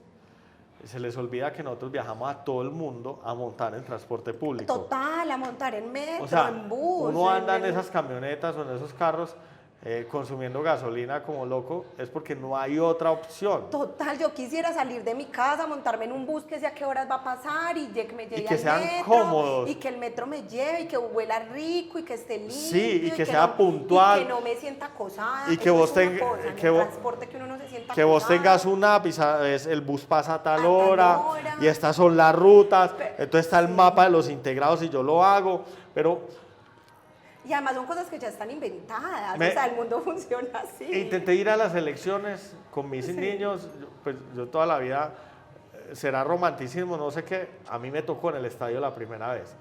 Y la primera vez que fui a votar al estadio me pusieron el himno porque llegué a las 8 de la mañana y prendieron los parlantes. Y yo dije, esto es lo más emocionante que va a pasar en la vida y yo seguiré votando en el estadio toda mi vida. O sea, nunca inscribiste la cédula. No, nada. Al estadio. Al estadio, ya voy siempre a votar al estadio. Entonces, esta vez intenté ir con los niños. Sí. Entonces, intenté irme en el metro. Íbamos con un perrito. Primer tema, no se puede montar una mascota. Entonces, no pudimos ir. No, pues el metro sí.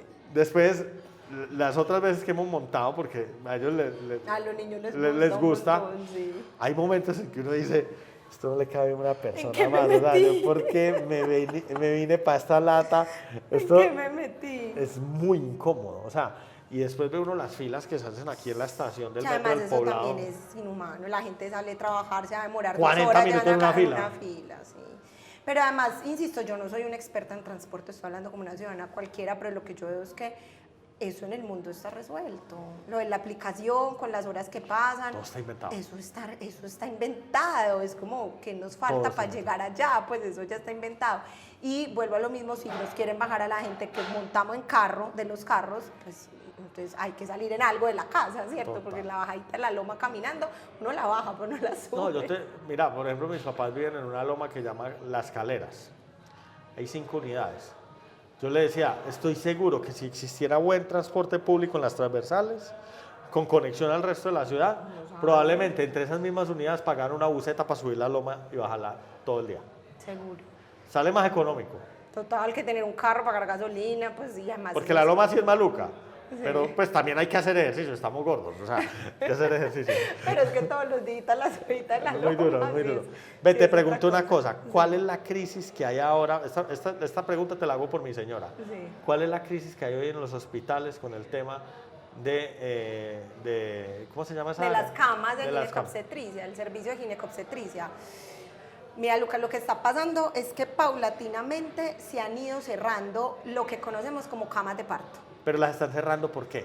Ahí voy. Entonces, se han ido cerrando, cada vez se cierran más, se cierran más, se cierran más, se cierran más, es decir, cada vez hay menos camas para parir. Esto no es de ahora. Lo que pasa es que en los últimos años sí se ha puesto más intenso el tema, ¿cierto? Pero es un tema que viene hace muchos años pasando de a poquito. Hay muchas razones. Hay una estructural y es que los partos, y te voy a hablar pues sin tecnicismos, los partos los paga muy mal el sistema de salud. Entonces, una clínica o un hospital que trabaje obstetricia, que son los Pierde partos, plata. lo hace a pérdida. Lo hace a pérdida.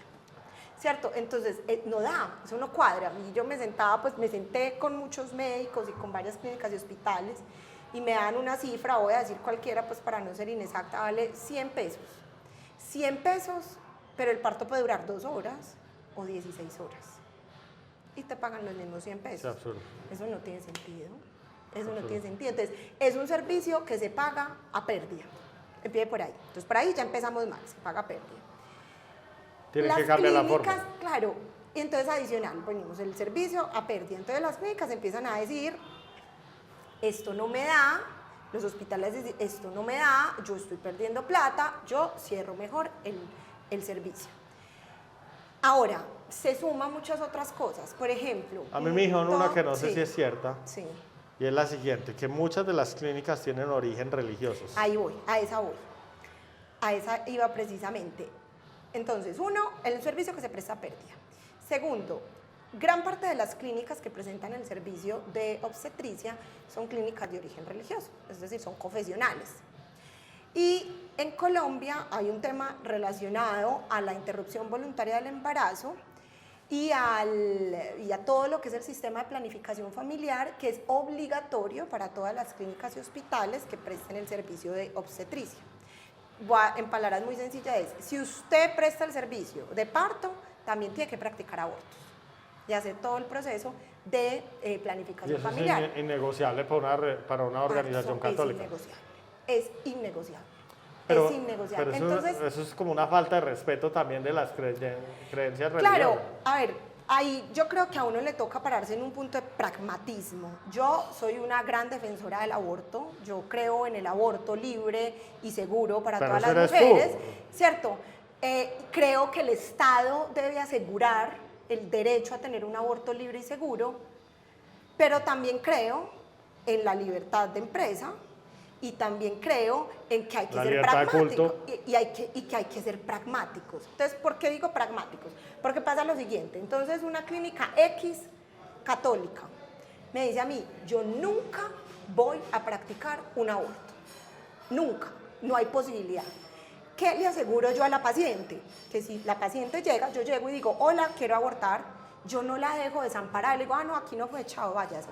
Yo la conecto con otra institución, tengo convenios con otra institución, la conecto, que vayan y le presten el servicio allá, es decir, no la dejo desamparada, le garantizo su derecho a abortar, no aquí, porque yo no practico abortos, pero la conecto.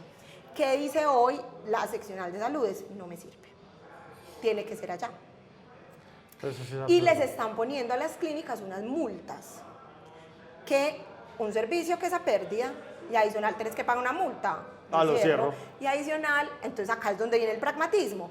Entonces hay muchas personas que dicen, pero es que es culpa de la clínica, tiene que prestar el servicio, es un privado. El problema no es de ellos. Privado es lo que le da la gana. Yo cierro el servicio, ustedes vean a ver qué hacen con eso. ¿Y entonces qué va a pasar? No tenemos ni idea qué va a pasar. Es muy grave. O sea, ¿dónde van a nacer? Esa es la gran pregunta. ¿Dónde van a nacer? Entonces, hace unos años cierran temporalmente, ojo con este temporalmente, el servicio en la Marcofiel de Bello. Hoy en Bello no nacen niños. No nacen. Ya no nacen de Bello. No nacen. En Bello no nacen. Entonces, temporalmente. Eso es un charro. ¿Qué pasa? ¿Qué pasa? ¿Dónde están naciendo? En Medellín. La semana pasada, la clínica San Juan de Dios de la Ceja dice, Sí. cierro mi servicio al 30 de noviembre.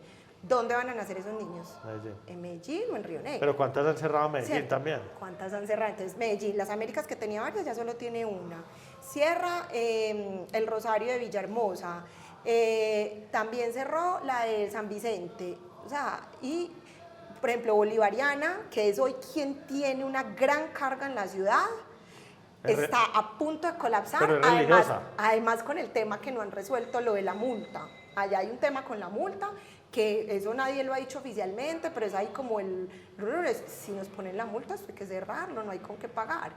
Y adicional, el Hospital General y Metrosalud, que es quien desde lo público atendía en gran parte, totalmente arruinados por la corrupción. Entonces tuvimos Metrosalud Manrique, cirugía ginecobstétrica, desde enero hasta junio cerrado. Y te digo, Lucas, lo volvieron a abrir porque nos dedicamos a pararnos en la puerta de la Alpujarra y a hacer bulla. Pero si no, seguiría cerrado. Y el Hospital General, en la peor crisis de su historia, no tiene insumos, no hay camas, no hay contratos con laboratorios, no hay nada. Entonces hay un panorama supremamente complejo para el tema de los nacimientos de los niños y de las mamás y de los papás. Es que esto no es solo el bebé que están haciendo. ¿Qué hemos propuesto nosotros? Hay un tema nacional que se debe resolver y que hoy como está... O sea, esto en todo el país está sucediendo igual. Hay una crisis en todo el país, ¿cierto? Porque este servicio se paga mal en todo el país, pero pues nosotros estamos concentrados que acá hay un cierre paulatino que se está poniendo muy complejo. Entonces hay un tema de índole nacional que se tiene que resolver, que quiero dejar muy claro, y es que como está hoy planteada la reforma a la salud no se resuelve. Entonces a uno, yo cada vez que hablo de esto me dicen, ay, entonces usted ¿por qué está en contra de la reforma de la salud? Porque no lo resuelve, y lo he dicho por médicos, yo pues intento ser muy respetuosa y como informarme de quienes de verdad están ahí, no lo resuelve. Entonces hay un tema nacional que hay que resolver desde lo local. ¿Qué se puede hacer hoy desde lo local? Porque mientras resolvemos lo nacional, pues algo hay que hacer, ¿cierto? No nos podemos quedar cruzados de brazos esperando que lo resuelvan. ¿Qué hay que hacer? Hemos dado como varias vías que hay que, que hay que revisar. ¿Cuál podría ser? Uno, incentivos para que las clínicas abran más camas de parto. Invénteselos, converse con las clínicas, ¿qué les puede servir? Y yo, por eso, incentivo. Dos, subsidie camas. ¿Cuántas tenía? ¿Cuántas cerró? Yo le subsidio tantas. Hay que sacarse plata del bolsillo para eso, ¿cierto? Tercero, hagan mesas de conversación. Miren, vayan juntos al nivel nacional a ver qué se puede hacer. Pues, pero como trabajemos como en equipo, acá como ciudad. ¿Y ya hay alguien trabajando en eso? Pues las agremiaciones médicas han tocado muchas puertas. Estos años no hubo mucho eco. Es absurdo que estén cerrando. No hubo, sí. Uno diría, voy a cerrar y debería correr todo el mundo a... No puede pasar. Y lo que está ahí como en el gran temor es el cierre de Bolivariana. Pues que no han dicho nada público, ellos no han dicho que van a cerrar. Pero cierra esa y ya colapsa la ciudad. Colapsa el sistema. Y lo más triste y doloroso de esto es que las mujeres, las familias más perjudicadas son las más vulnerables. Sí, el que tiene plata va y paga. En el Rosario del Tesoro, pues no pasa nada, eso no está en riesgo. Sí, siempre pasa lo mismo, el que tiene la plata busca cómo. Eso no está en riesgo, pero son las mujeres y las familias más vulnerables. Y cierran, y no hay un gran eco. Pues nosotros como con el equipo de trabajo hemos tocado muchas puertas, le hemos hecho mucho ruido a esto, esperamos que con el cambio de gobierno pues existan espacios por lo menos para conversar algunas posibilidades como estas que te menciono. Fortalecer el Hospital General es supremamente importante y fortalecer Metrosalud, pero hoy que están llevados por la corrupción, pues que ni siquiera hay que coger eso, no hay con qué, pero hay que fortalecerlos, que usted dice, listo, usted cierra acá la privada, pero yo fortalezco la pública, ¿cierto? Entonces yo fortalezco la pública. Hay que llegar a negociaciones, hay que buscarle una salida al tema de las clínicas confesionales, a eso hay que buscarle una salida, porque no ellas cierran y dicen, pues ahí les dejo el problema, ¿cierto? Vean a ver cómo lo resuelven. No, horrible.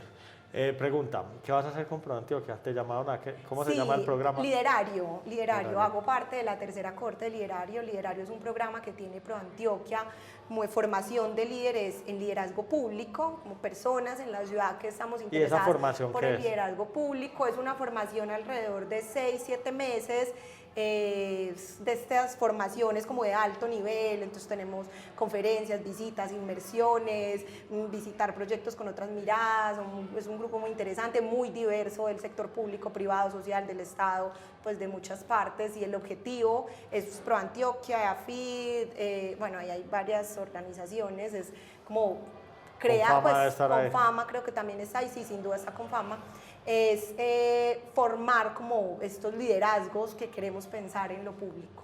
¿Qué sigue para Manuela Restrepo?